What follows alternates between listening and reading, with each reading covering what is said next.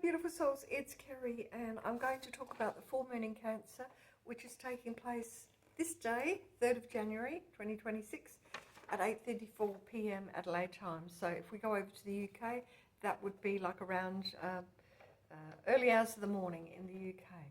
So the full moon is at the 14th degree of Cancer. If you look here, you'll see the moon is over here. You'll see 1302, but we round that up. And then we have the sun. The sun and the moon are always opposite at a full moon. So over here we've got a stellium of planets. We've got Mercury, Venus, the sun and Mars, all in the sign of Capricorn. So we're going to be looking at kind of really earthy things, 3D things, tangible things, things you can touch, feel and sense. And opposite is the 14th degree of Cancer. Jupiter is also there in Cancer, so there's a level of protection from the higher dimensions.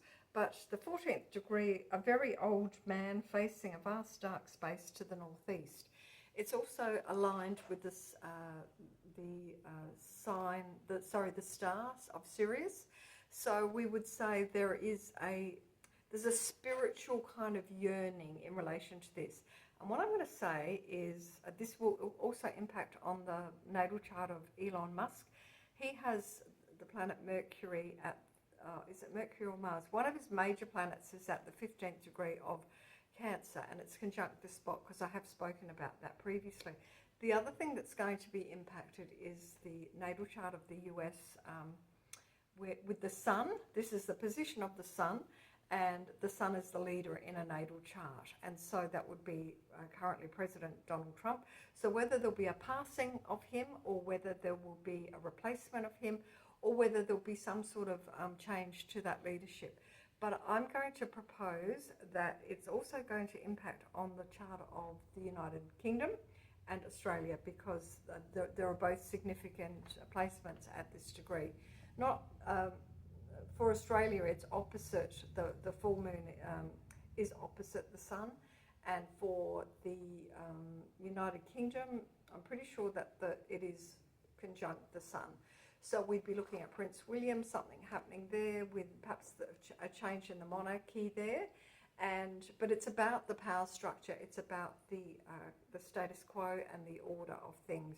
And I'm going to say, just to be a little bit out there, that we've had this 3-eye atlas thing orbiting around in the space, so we're told.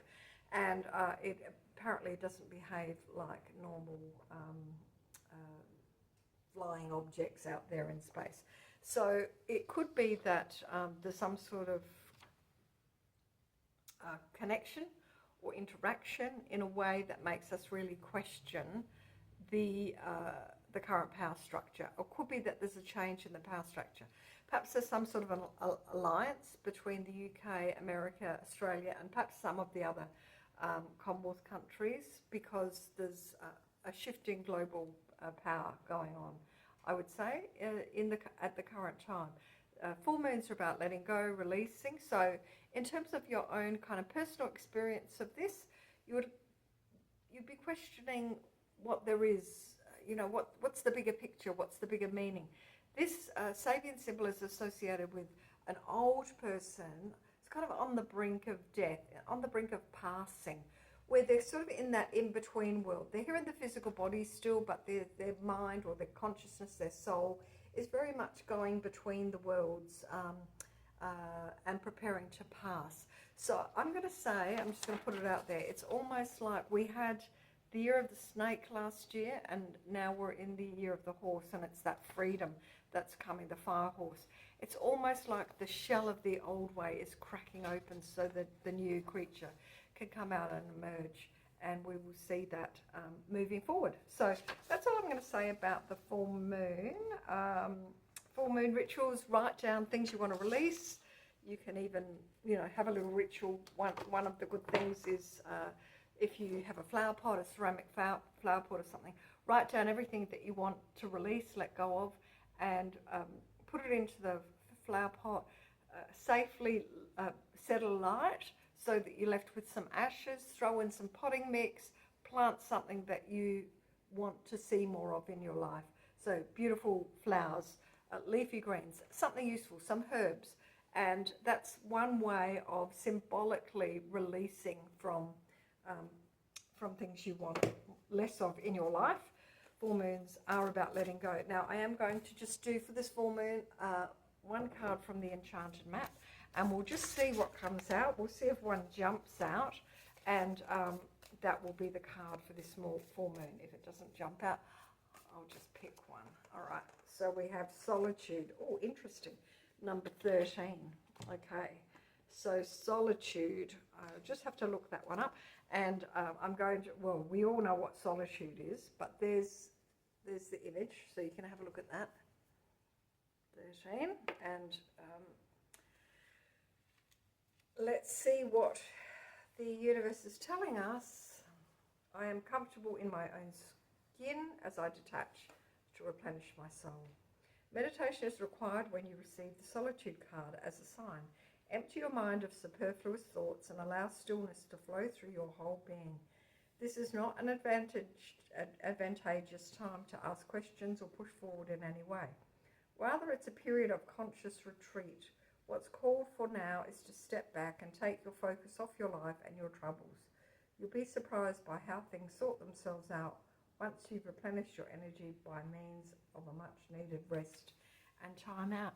So if you can, take some time out to just contemplate who you are, what you're here for, what you think you're here for, and how you can step up to your spiritual responsibility.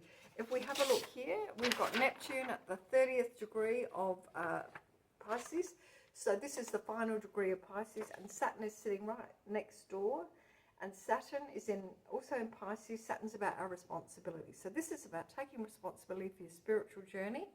There'll be more awakening going on. More and more people are starting to awaken that the world that they thought they lived in is not the world that they are occupying. And so next year, sorry, we're here now, 2026, both Neptune and Saturn will be in the sign of Aries, and they are conjunct in that sign. And Uranus will be moving from Taurus into Gemini.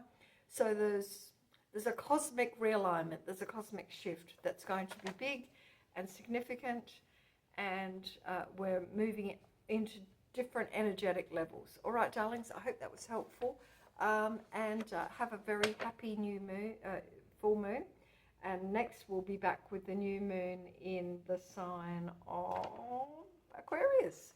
So take care, lovelies.